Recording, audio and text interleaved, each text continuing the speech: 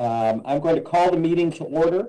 Welcome to the February 22nd, 2022 Development Review Commission hearing.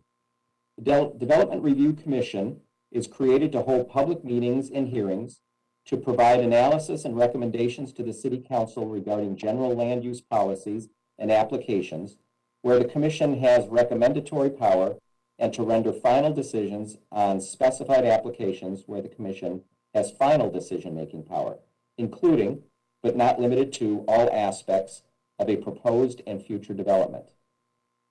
The Development Review Commission recognizes that the creation of a desirable environment throughout the city for residents, businesses, and industry is a prime requisite for the interdependence of land values, aesthetics, and good site planning by promoting harmonious, safe, attractive, and compatible development that is therefore considered to be in the best interests of public health, safety, and general welfare.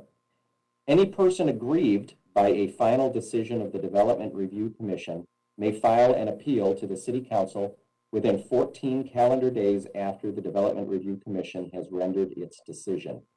Development Review Commission recommendations to the City Council are not final decisions.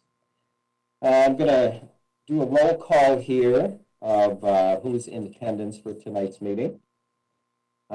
Joining us virtually are Commissioners Michelle Schwartz, Don Casano, Scott Sumners, Bill Amorosi, and Barbara Lloyd. Also joining us virtually is alternate Commissioner Charles Redmond. He'll be in attendance and participating, but not voting tonight. Also with us is Vice Chair Steve Bauer, and I'm Chairman Mike DiDomenico. With us tonight from staff, Steve Abrahamson, Saparna Dasgupta, Marilyn DeRosa, Robert Yabas, Diana Kaminsky, Lee Jimenez, Karen Stovall, Joanna Berry, and Jason Wolf is running the show for the media. In our study session, we went through the minutes for the January 25th study session and regular meeting. So we are going to be voting on those as a part of this meeting. In addition, we have 5 cases that were advertised for consideration tonight. Items number 3, 4, 5, and 6 have all been proposed by the Commission for what is known as our consent agenda. It's our intention to vote on all 4 of those items in one single vote in the affirmative. And what that means is, in voting in the affirmative, we are going to be voting to approve, as advertised, the Cargraph Inc. case, item number 3, item number 4, the electric pickle, item number 5, August karaoke box, and item number 6, the Tang Garden restaurant cases. Item number 7, we are going to hear in its entirety. That is the South Pier case. So with all that being said, I would consider a motion for approval of the minutes for the January 25th, 2022 meetings. Mr. Chairman, it's Commissioner Casano. I would make a motion for approval of the Development Review Commission study session of January 25th, 2022, and the regular meeting of January 25th, 2022. Been moved by Commissioner Casano. Do we have a second? Commissioner Amorosi, I second the motion. Been moved and seconded. I will call a roll call vote. Commissioner Schwartz. Aye. Commissioner Casano. Aye. Vice Chair Bauer. Aye. I also vote aye. Commissioner Sumners. Aye. Commissioner Amorosi. Aye. And Commissioner Lloyd. Aye. The minutes for those 2 meetings have been approved. Now we'll consider a motion for approval of our consent agenda. Chairman, before you go into the motion for the consent agenda, I received a late coming comment about the electric pickle, and it is in support of the project. All right, do they wish to have their comments specifically read in or their names noted? There is no comment per se other than the That they support it. support it, and it's Michael Rumpleton. All right, wonderful. Appreciate that. Thank you for adding that. All right, do we have a motion? Mr. Chairman, motion to approve the consent agenda as read. All right, it's been moved by Commissioner Summers. Do we have a second? Commissioner Amorosi, second. It's been moved and seconded by Commissioner Amorosi. I will call the roll. Commissioner Schwartz. Aye. Commissioner Casano. Aye. Vice Chair Bauer. Aye. I also vote aye. Commissioner Sumners. Aye. Commissioner Amorosi. Aye. And Commissioner Lloyd. Aye. Thank you very much.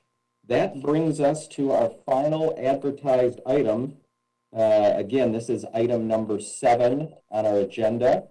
This is a request for an amended planned area development overlay to modify development standards and a DPR for a new 24-story mixed-use development consisting of 724 units, 26,175 square feet of commercial uses on Lot 6 for South Pier. This is at 1306 East Vista Del Lago Drive. Applicant who will present to us first tonight is Gamage and Burnham. Ms. Boz, are you on and available? Mr. Chairman, members of the board, for your record, my name is Manjula Boz with the law firm of Gamage and Burnham. I appreciate your time. I'm going to share my presentation. Do this. We can start.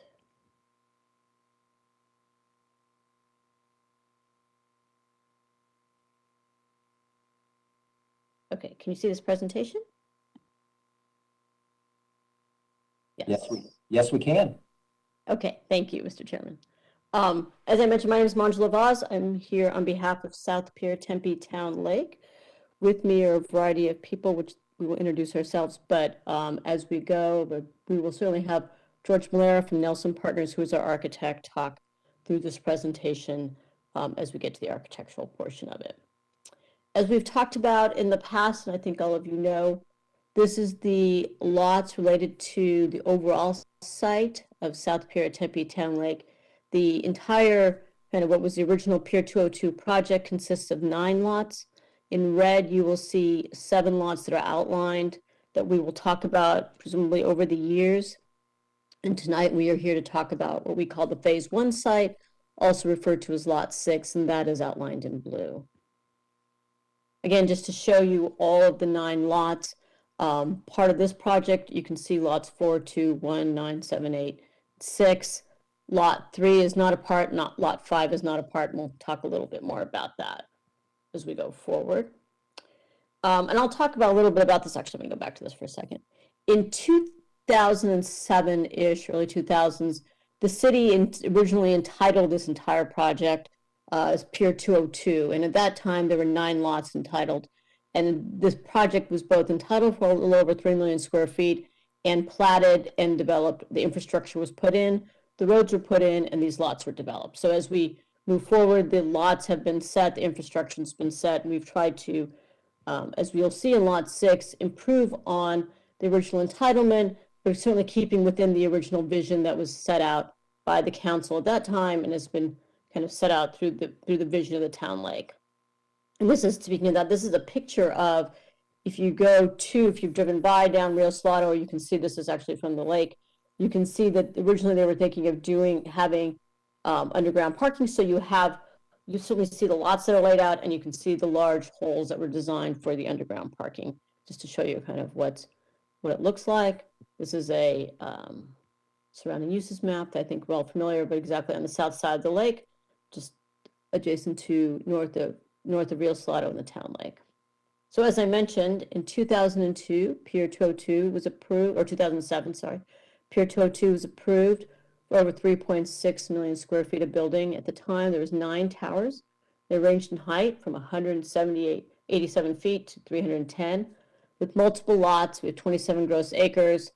1,484 residential units, 285 hotel rooms and commercial use. Then in 2012, there was a PAD for Lot 3 that I'd shown you briefly that consisted of a 17-story senior living facility. That is not a part, but that entitlement still exists on Lot 3. And then on Lot 5, which is just west of this site, again, not a part, but a similar type of project, you had two 23-story towers providing 586 multifamily units with retail and restaurant uses. And if you've driven by, you can see on Rio Salado, Lot 5 is currently under construction. So I thought this would be interesting to see. These are some renderings that Ryan gave me that were actually the approved renderings of Pier 202. And you can see both the illustrative site plan in the top right-hand corner and the intent in terms of the parcelization, the layout, and the buildings. And then you can see as we go through this, you'll see some things that we've kept, obviously, and then we've tried to build on some of the vision. But you can see kind of both the aerial rendering and the intent established in the 2000s when it was approved. So tonight, we're talking about a PAD to establish site-specific development standards for Phase 1, which is Lot 6, and then a DPR for the design, site, and landscape for Phase 1, so Lot 6 and Tract B, which is kind of the middle pedestrian portion that I will show you. So overall, and we'll talk about this over time and certainly over the years as we go through, but the large master plan is consisting of, again, those 7 lots. We're anticipating 13 towers of varying heights, 7 lots, 2 tracts. We have 18 acres. We have 2,592 multifamily units that will consist of 2,182 apartments, 106 condos, and 250 senior assisted living units. We have 1,200 square feet of retail, 520 hotel rooms, 600,000 square feet of commercial office space, structured parking, and landscape improvements. Now you, as this commission knows, is not approving all of that, but that's kind of our intent overall, and certainly some things we've discussed with the city as we're moving forward. But tonight we are only improving Lot 6, which is Phase 1, which are 3 mixed-use towers ranging in height from 236 feet to 259 feet. We have 724 multifamily residential units and 3 towers. We have 16,213 square feet of ground level restaurant space, but George will talk a little bit more about that. We have almost 10,000 square feet of retail space, almost 4,000 square feet of outdoor dining space, and that's something we're really excited about adjacent to the lake. We can talk a little bit about that. Our indoor and outdoor amenity spaces. And what you'll really see is we have 37% landscape coverage, up from the 29% required by the current PAD. We've tried to really expand on kind of the outdoor amenities, the green space, and also working with the embankment to try to make this a very inviting area. We have a 2,100 square feet central green promenade, and then, as I mentioned, substantial landscape improvements, 836 vehicle parking spaces, structured parking, and 750 bicycle spaces. So just briefly, and I'm going to have George talk a little bit more about this, but I just wanted to talk about, which is pretty exciting. So always the intent of kind of this Tract B was to make sure that you had kind of access that goes from Rio Salado to the town lake, unimpeded pedestrian access. And the original plans you can see was always like they originally had water coming in, but they wanted to kind of give people, let them see directly through the property to have access to the lake and bring people onto the lake when this was originally envisioned as one of the first developments on the lake. And this is going to be one of the first developments on the south side. So what we've envisioned is obviously enhancing the central promenade in the original vision, having a 21,000 square foot multi-purpose central lawn. We see a lot of public gathering, event space, concerts. Then you also have a 20-foot wide boardwalk, which will have splash pad, entertainment spaces. We're going to have a pedestrian easement through that, and then we'll have spaces designed for art installations. We also have small pocket parks. You can go from like meditative space just to kind of get away, and then you have enhanced landscaping, shading, and lighting. So I'm going to turn this over to George. George can talk through kind of the design, and then I'll come back and talk a little bit. We're happy to answer any questions. Thank you, Chairman Domenico, members of the committee. My name is George Mallara, founding partner with Nelson Partners, 15210 North Scottsdale Road. We're excited to be sharing this project with you, and we believe it's going to add to the vibrancy of Tempe Town Lake. A lot of the projects that you guys might know of us that we have done is we did the Watermark project just on the other side of the Tempe Town Lake, as well as Scottsdale Quarter and Kierland Commons. And if you know our work, one of the primary focuses that we really rely on is kind of the outdoor spaces and creating kind of connectivities and creating spaces that people enjoy being at. And so that's really going to be, that's really been the focus of the overall master plan that we've been engaged with, and especially what we've done for this project here, to create, a project that has a strong sense of community.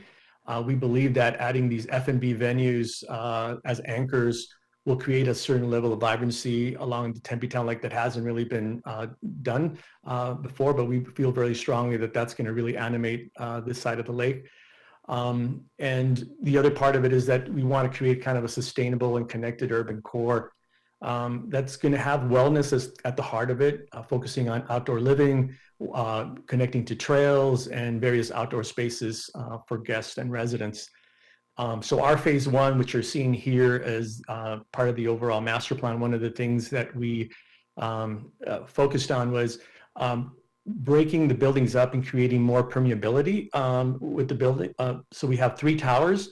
2 of the towers are on the podium, and 1 tower is freestanding, creating kind of that permeability. And even underneath that building, there's a way to connect from the central space in track B that connects all the way through that area. So both on the north-south connection and east-west, we're increasing the permeability to Tempe Town Lake and providing outdoor opportunities for people to connect to the lake. The other component is that, as Manjula mentioned, all our parking is below grade. So one of the things that does is reduce our heat island effect by, focusing everything down there. And then we're softening a lot of our decks by creating green spaces and softening those areas. So sustainability is another component that, we're focusing on as well in terms of the buildings and their layout. One of the things that we're going to do is have state-of-the-art energy efficient appliances. Lighting and high efficiency glazing would be incorporated into the overall development to mitigate the sun's impact and create, great views still for the area. Can you go to the next slide, please? So here you begin to see some of the improvements along the embankment. We have enhanced landscape areas that we are doing, as well as shaded promenades that you can see, which we believe is going to create kind of a really interactive and attractive space for people that will be using the existing trails that are there, but also people that are dining will have the opportunity to dine and look out over these areas. Next slide. This is kind of a view across across the lake, looking toward the southwest. And then we have residential units that are lining the garage so that the garage is covered. And so that'll also activate that edge along the embankment. Next slide. Here you begin to see kind of an internal view along Vista del Lago, and you can see the base of the building, and you see the promenade and the boardwalk. That's part of track B that leads you to the lake. So this is the main spine connection that connects you all the way through. Next slide, please. Here you get a better view of that. You look up closer view of the architecture and the stone and the retail spaces. You can see there's 2 different stones that are articulated on the building base to mitigate the mass of the building, so the retail sticks out, and then the building steps back from that retail base, and you can see the promenade of the boardwalk having a different paving material to accentuate that connectivity along the retail leading to the restaurants along the water's edge. Next slide.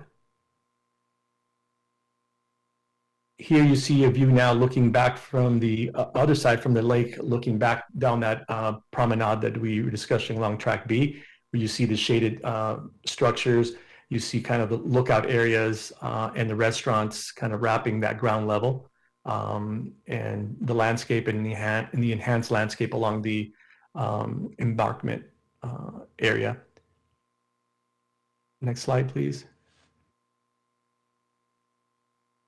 Here you see kind of a more detailed view of the retail space and a retail promenade along that edge. Some of the materials, that the buildings are using, we're using, stone, two different types of stone, glass and metal panels, and stucco that are composed together as kind of part of the base material for the buildings, but they're crafted and put together to create kind of visual interest and variety between the buildings to create kind of a distinctive but also cohesive look.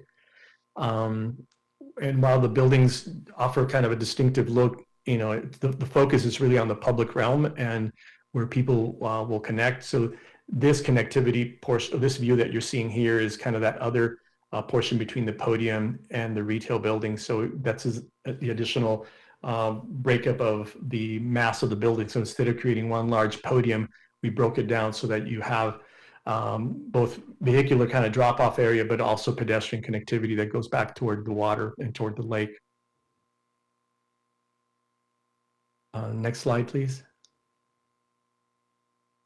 Here you see the embankment edge, and you see the residential units that define that hide the parking structure behind, and you see the retail kind of wrapping and that the additional connectivity between those two buildings, and these little lookout areas, which I think will add a lot of interest along that edge.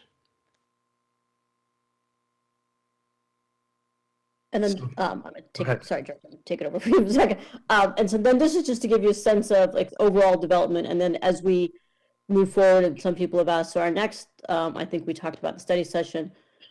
In the future, our next lot, once we move forward from lot 6, will be the future lot 7 development.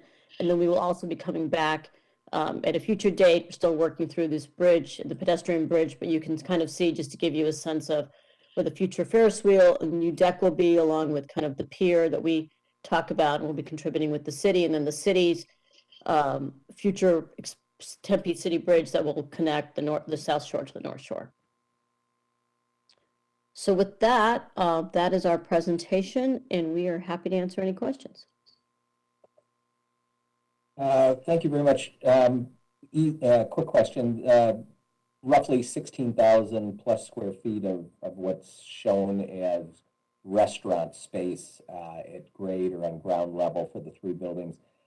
What does that roughly translate into as far as number of individual restaurants? What do you think that is? I'll let George answer that question, Mr. Chairman, if you don't mind. Yeah, those, the restaurants are going to range from 3,500 square feet to 5,000 square feet. So, you're talking about, 4 to 5 restaurants. Okay. So we're not talking, small little coffee shops, grab and go sandwich. We're talking real sit down, larger format restaurant. Yeah, there'll be a variety, but yes, we are looking at some larger restaurants as well. Perfect. Commission, other questions? I'm just going to scan looking for hands raised on on our list here. I don't see any. Am I missing anybody? Mr. Chairman? Go ahead. Commissioner Saunders here. Just a question, and it's really for George. And by the way, nice job on watermark. One of the aspects of the architecture there was in the renderings. It didn't seem really evident that we didn't have all right angles. They were subtle, but in reality, it's very apparent and it's fantastic. I'm just wondering if you're doing the same thing here. Because on the elevations, it looks like they're all, they're all ortho, they're all straight up, but some of the renderings look like the buildings splay a little bit. Are you doing any of that here? Yeah, so you can see in the balconies, that's kind of the areas where we're kind of playing with that. And then there's also some shifts in the facade plane so that it doesn't give you kind of just a planar, view of it, but that there is some variation because we wanted to kind of play with that. And that's something that, we're still refining, but we think that there's a opportunity to create this interest and variety as the building moves up, as you go up. So that is something that we do have from the balconies that we're playing with. Okay, great. Thank you so much. Commissioner Amorosi? Thank you, Chairman DiDomenico. I was looking at the fact that the pedestrian bridge is going to happen in a future phase when the lot to the northeast is going to be done. Is there any possibility, since you're adding so many residents to the lakefront here, that the bridge could happen before the Lot 7 development is finalized? That way there's that flow of people, since there's going to be more congestion there, and not necessarily have to wait till Lot 7 gets completed.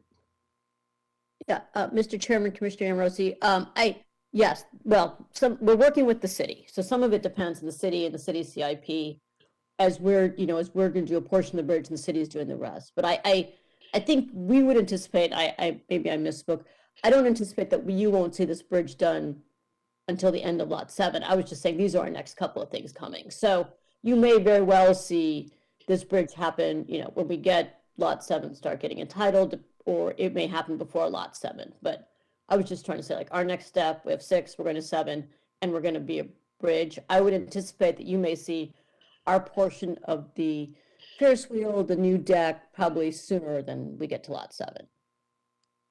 Thank you. Other, Commissioner Casano? Yes, it's my understanding, of course, I think the bridge has already been designed and they had some preliminary estimates for it. So I think it's just a matter of fitting it in perhaps where this phase 7, this Lot 7, how it connects to the bridge. I think that's where the city's going to have to work very closely with the developer and maybe revise their original drawings. But I believe that bridge was in a few $1 million construction plan. So that's going to be a hefty tag for the city to The city, swallow. we are, I'm sorry, Mr. Chairman, Commissioner, No. sorry, I didn't mean to interrupt you. No, you're fine, Manjula. Go ahead. I was going to say, we, as you, Mr. Chairman, Commissioner Casano, the developer will also be contributing to the cost of the bridge. So that's part of the public benefit that we talked about in the development Right. agreement. In addition, you're right. I think some of it has been designed. We're still working through that. And then we are also working, as you certainly know well, with the county, with flood control, and, engineering and some other things related to kind of drilling into the base of the, use it into the, obviously in the canal and work in spanning the bridge. And so there's some engineering issues that we're also still working out. Right. Thank you. Thank you all. Any other questions for the applicant?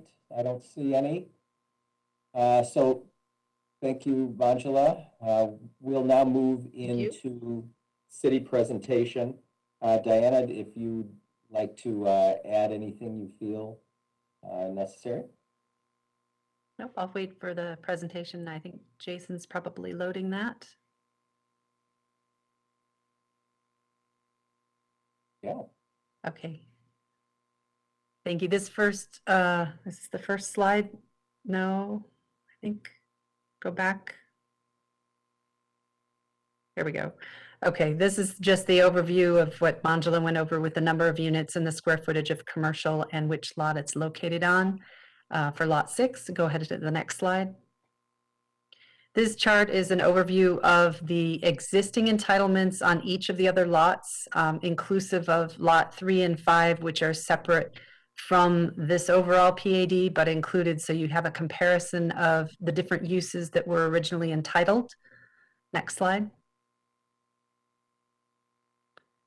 And this is the focus on the lots with the originally approved entitles for the other properties, and then focusing on lot 6 with the changes to the development standards just for lot 6. Next slide. And they are proposing an increase in density for lot 6 from 91 dwelling units per acre to 217. The building height is being reduced. The maximum lot coverage is also being reduced. The minimum landscape area is proposed to be the same, but they are providing more. I believe that number that Manjula referenced was inclusive of the upper levels of amenity decks with the landscaping there. And then they have some modifications to the setbacks based on the new design that they have proposed. They did do a parking analysis specific to Lot 6 and are meeting that analysis with a provision for 843 spaces on site, including 7 that are on-street parking. They are reconfiguring the Vista del Lago frontage slightly from the existing plat, so they will have a requirement to replat along the street to adjust the right-of-way lines for those parking spaces and their new driveway entrances to the development. Next slide. This shows the site plan with tract B on the lower left side of the screen and the public park along the linear park on the north side along Tempe Town Lake. Both of those landscape areas will be part of phase 1 with the development of the towers. They are proposing to phase the towers, and there's condition related to the landscaping and phasing of that as well. And there's a driveway kind of central where the word Vista is, Vista del Lago. That's the main entrance court to get to the parking. There's a few spaces on the first floor that are entirely wrapped by the building with residences on the north side and retail and restaurant spaces on the south. And then the service entrance for refuse is at the far east end of the site, adjacent to Lot 7. And they have a small pocket park that they've added to buffer the building from that edge along the eastern side. And that is a reduction from the original setback, but they've also provided their service yard at that end. Next slide. This is showing the landscape plan with the proposed palette along both the perimeter of the property and tract B and the lakeside. They've put a lot of attention to detail in terms of the hardscape and the landscape materials.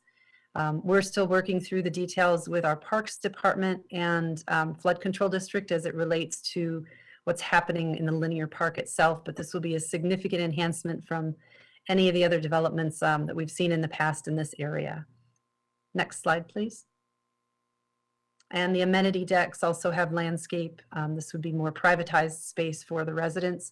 One of the things that we talked about with the landscape team was the idea of amenities for the residents for community gardening space and edible landscape. And they have been able to incorporate that into this with a few citrus trees in the palette and some areas that can be used for community gardening for the residents to make it a more communal experience for them on the amenity space. Next slide, please. This is a close-up of the tract B, which is a promenade that they referred to that would connect from the street with a view forward to the north to the lake. The circular oval things are different pods or amenity areas. There's some shade structures and a splash playground area. So we'll see a lot of activation that's been lacking over the years in this area of the lake. Next slide, please. And the renderings that they showed in their presentation far exceed what we have in this packet here, but these are the basic elevations that were required for their submittal. A lot of ground floor window space and masonry, grounding it to the building, and then it narrows down as it goes to the upper floors to provide more circulation of airspace between the building fins that are oriented so that they preserve the views for the lots that will be developed to the south of the site. Next slide. Next slide. And a change in colors depending on the building's elevations, just to provide some variation. And they did talk a lot about the shift in the elevations projecting forward and recessed a lot with the balconies as well. So there's going to be a lot of play with shadows on the building surfaces as well with the sun over the course of the day. Next slide. And next slide. And next slide. These are all different elevations of the 3 different towers, looking at them from the south and the east and what you would see from inter courtyard versus on the lakeside or the street front. Next slide. And the renderings showing this from the perspective of the lake and some close-ups which are similar to the ones they've already shared with us. The white that you see is the existing Lot 5, the Pier building that's under construction. Next slide. And some massing modeling to show what that would look like in the context with future developments based on the original PAD entitlements for building masses. Next slide. And the materials that they talked about with the basalt stone and limestone finish for the masonry, several different cool colors of ephes reflective of the blue tones in the area, and then some warmer colors picked up with the metal paneling. Next slide. They had a neighborhood meeting on January 19th. It was a virtual meeting that had, I didn't have the number of individuals. I think there were about 4 people from the public plus the team they had, and staff from from planning as well as economic development. The questions were mostly related to workforce housing, affordable housing, and there were no concerns expressed about design. And we did not receive any public input after that meeting. Next slide. Staff is recommending approval subject to conditions. The applicant has reviewed these conditions. There are several unique ones. I'll just run through these pretty quickly. The number 4 is related to the phasing. Phases 1A, B, and C are the different towers, and then having that occur within a certain time frame. Number 5 is regarding Tract B and having the landscaping for Tract B completed as part of Phase 1. The existing transit shelter, which is actually on Lot 1 along Rio Salado Parkway, is required to be removed. This was originally put in, as Manjula had indicated, with the initial infrastructure investments made many years ago.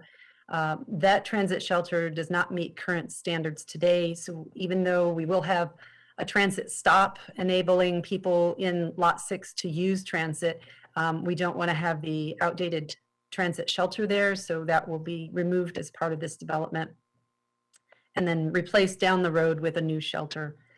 Levee landscape and hardscape improvements are shown for illustrative purposes only. It was a very lush design, and we're still working on those final plans. Again, as I mentioned, with working with the park staff and coming up with a maintenance plan and making sure that we have the approvals from Flood Control District for what happens along that levee.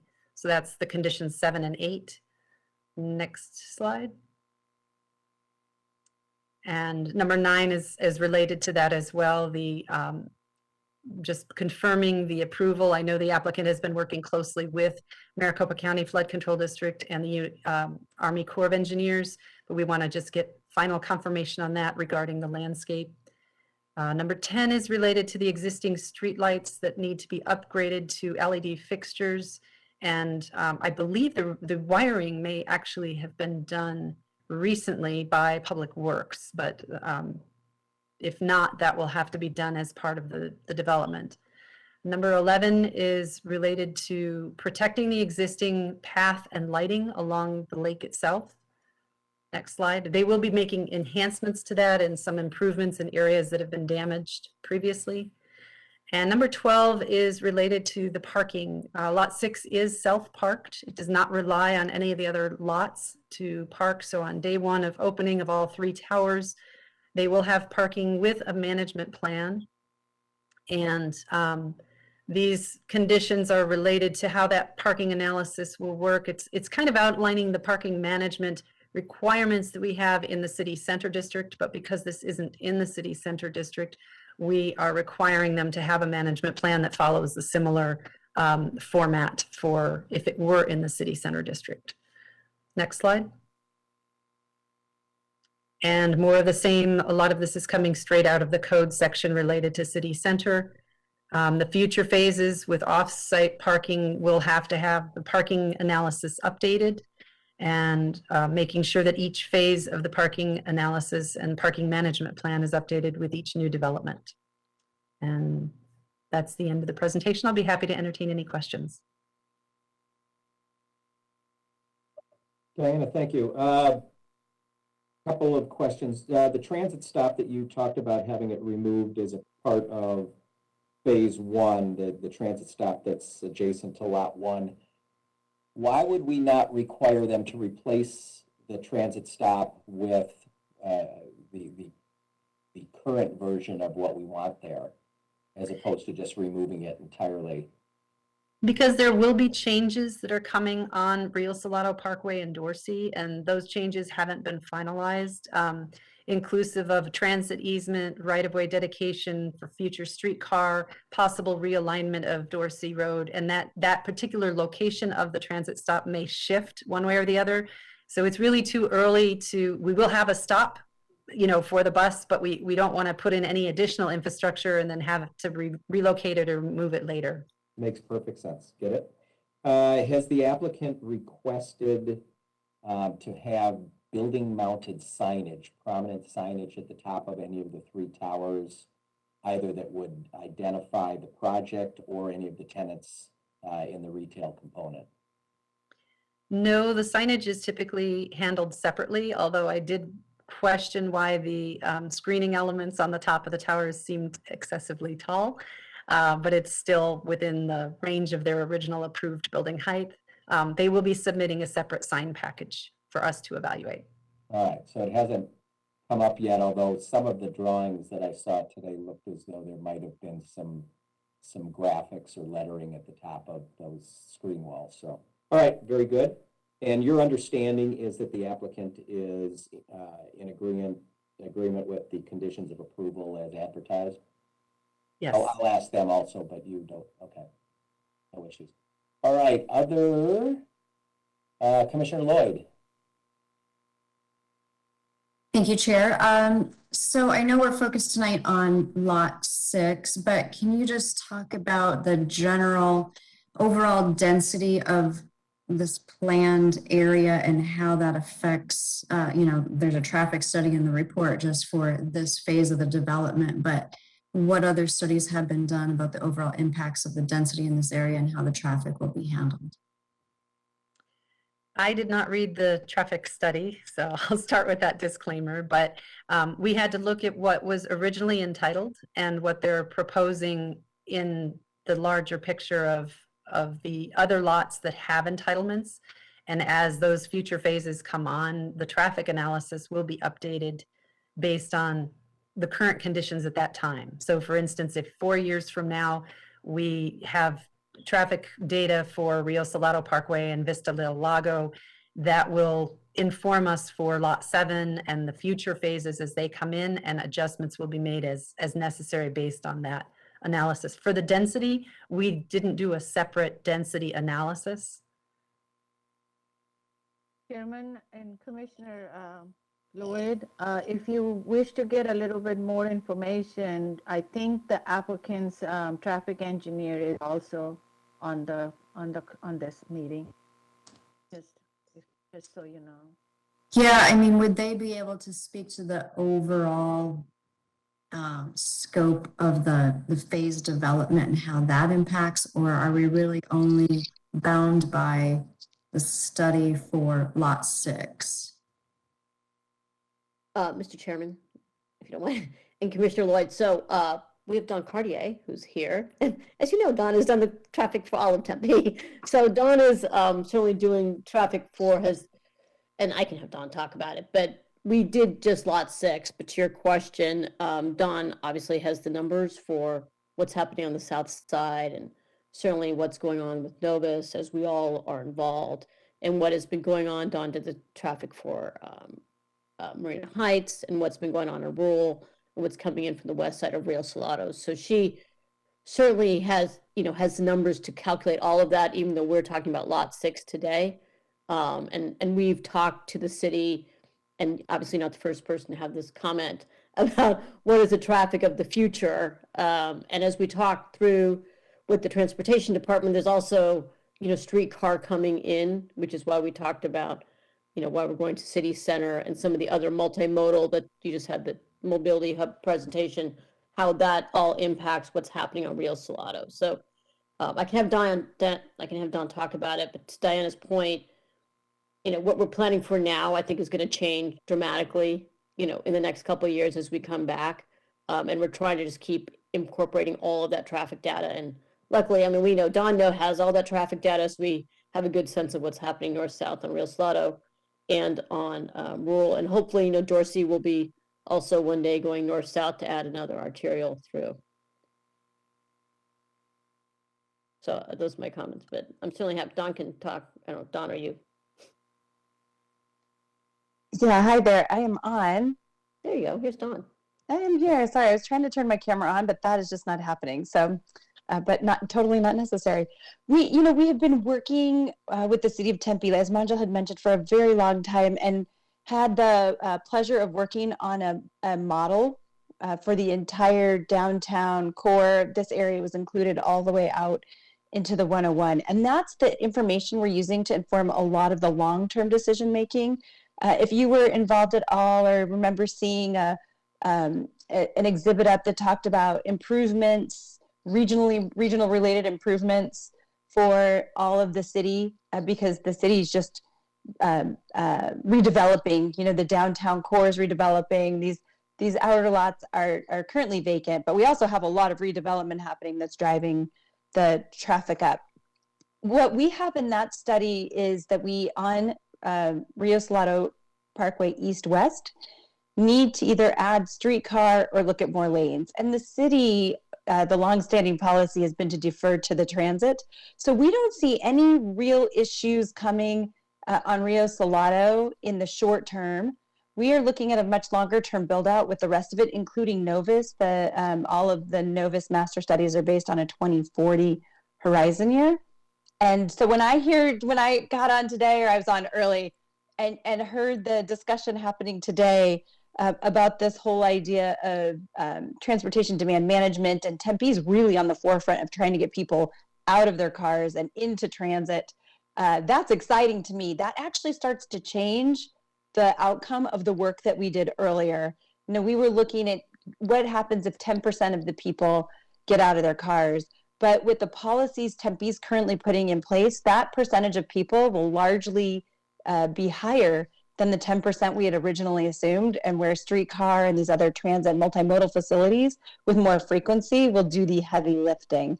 So I'm not sure that totally answers the question, other than to say there is work done that looks at everything in this, what I would call this big core area, at a level that we call build out, but it's 2040 and everything we'd expect to be there through 2040.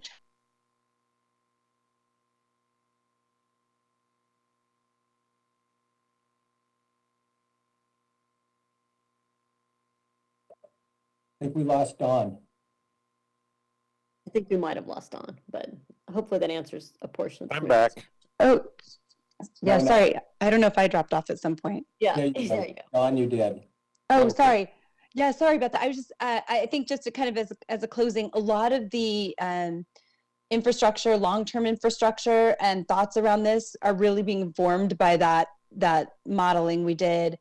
We did it about 5 years ago, updated it 3 years ago, and we're putting together a scope to look at any other new areas that have also changed. So that's been more of a driving factor in these arterial street improvements than the projects individually. Okay, thanks. I mean, just because obviously this as one development is still quite dense, but it's manageable. But as we start to replicate it in this really small area, it concerns me. So I guess we'll take it as it comes in the future. Very good. Thank you, Commissioner Lloyd. I don't see any other hands up. I had Diana, one other somewhat related question. What's the general timeline that you understand for completion of the construction that's underway on Parcel 5? Where are they at on that project? That is a very good question. I do not have an answer on that. Okay. All right. In a future meeting, Saparna, maybe if someone else in the city's got a feel for that, they could share that with us. You could just brief us at a future meeting.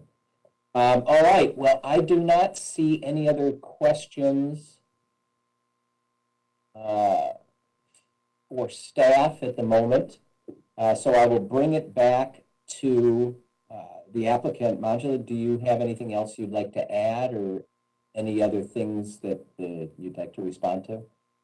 No, Mr. Chairman, thank you. I want to thank you for your time and thank obviously the staff. Diana's done, as you can see from her report, she spent a lot of time with us. She's done a really amazing job. And with Saparna and Brian. I also wanted to comment what Diana said, that we have reviewed the conditions with her and we are in agreement with all the conditions. So we appreciate all the time the commission has spent with us and we ask for your support. I appreciate your comments. Thank you very much. Commission, any discussion amongst ourselves? We also can entertain a motion at this point.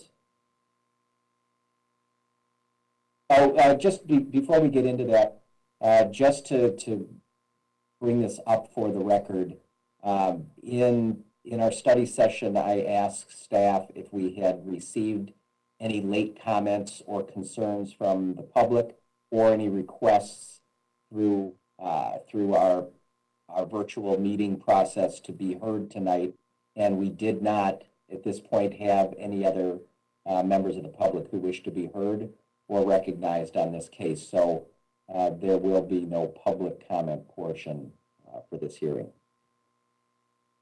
Did I misspeak, Saparna, or is that correct?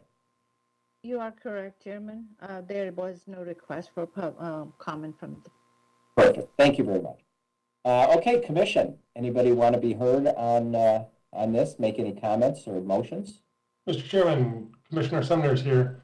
When I first looked at this case, I was concerned about parking, given the requirement or the apparent about 1,000 bedroom or 1,000 beds, and the requirement for about 500 spaces. And I don't understand that, but I'm happy to see that the developer is proposing to build a lot more than that. And I actually believe fundamentally that parking is an economic problem and they'll solve it, because if they can't, they won't be able to rent. So I'm happy to support this case and happy to make a motion, but don't want to step on anyone else's toes if they'd like to make comments. There's still room for comments even with a motion on the table. All right, so motion to approve PL 210314 as stated with conditions as read. Commissioner Casano would second that motion. All right, it's been moved by Commissioner Summers and seconded by Commissioner Casano for approval of the case being heard. I'll just chime in. I like what I'm seeing so far. I like the materials. I like the articulation of the building, as Commissioner Summers had brought up. One of the things that in the first phase that I think is a step in the right direction for what hopefully will happen on the other parcels is the way the buildings are articulated. You can see through the buildings. As if you're on the lake, you can see south and through the project. There are view corridors. If you're on Rio Salado, you can see through to the lake. And I was on the lake this weekend paddling around on my kayak, and there are other projects that have been built along the lake that you can't. And so I like the design of this project, yet it still maintained the density that I think the developer is looking for. So fantastic use of materials, also big fan of. Other comments, Commissioner Amorosi? Thank you, Chairman DiDomenico. I just wanted to comment that I like the way the set of towers do look different yet connected to each other. I think they did a great job on the look of the towers and also the engagement at the ground level. I think this is going to be really popular with the public, and I can't wait to see this thing come to fruition. So I'm definitely in support of the project. Perfect. Thank you very much. Yeah, the use of that track B and what they're doing there is really pretty cool. Looking, I don't see any other hands. So if there are no other comments, I am going to call for the vote. We'll do that by roll call. Commissioner Schwartz, how do you vote? Aye. Commissioner Casano. Aye. Vice Chair Bauer. Aye. I also vote in the affirmative. Commissioner Sumners. Aye. Commissioner Amorosi. Aye. And Commissioner Lloyd. Aye. There you have it. We have a unanimous vote 7-0 in favor of item number 7. Thank you very much. You're very welcome, Ms. Vaz. Any questions for us? Nothing? You know how this works, don't you? I do. I appreciate it. Thank you. All right. For anybody out there in Channel 11 land or YouTube land that's watching this, just remind everyone that although we've made a decision on this case, there is a appeals process for 14 days after today's date. If someone is so aggrieved or wishes to ask questions, it's not too late. You can still call staff and ask your questions from the public. That brings us to the end of our agenda today. Commission members, anybody have any announcements or questions for staff? Mr. Chairman, Steve Bauer here. I apologize for my tardiness tonight. Again, I was working through or trying to work through computer issues. I think I've got it solved. Good. Well, we were worried. We were waiting for you, but we knew you'd get there eventually. It shouldn't take 25 minutes to launch onto a WebEx meeting, but it did. But it did. But you made it and you didn't miss anything. So wonderful. Thank you very much. Saparna, do you want to give us any warning on any cases we've got scheduled for our next meeting and what that meeting date is? Chairman, we do not have a current agenda on the next meeting because the next meeting is not until March 22nd. So, Really? yes. Only one meeting in March? One meeting in March.